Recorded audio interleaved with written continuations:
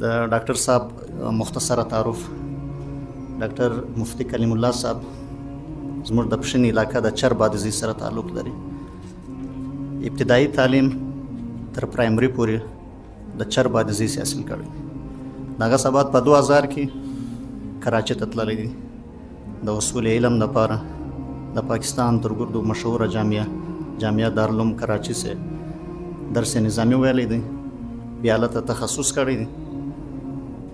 دغه سره سره د جامعه کراچۍ سے بی اے ایم اے ایم فل اور پی ایچ ڈی کړی دی.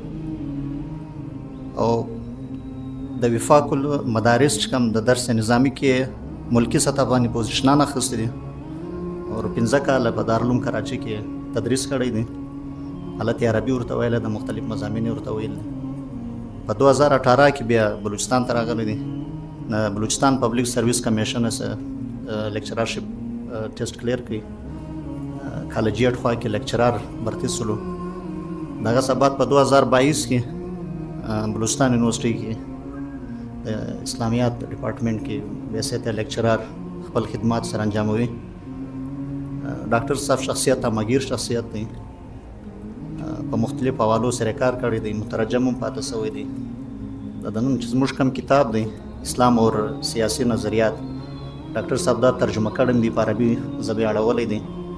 دغه سره سره شل ریسرچ ارټیکل چې دی هغه پبلش شوي دي په مختلف جرنلز کې.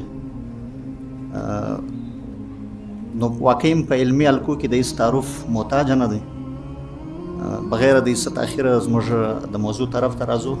د نن چې زموږ کوم سټډي سرکل دی، بک کلب دی، د شیخ الاسلام مفتی تقی عثماني صاحب چې کوم مشهور کتاب دی اسلام اور سیاسی نظریات، پر دې باندې به ډاکټر صاحب روڼا چي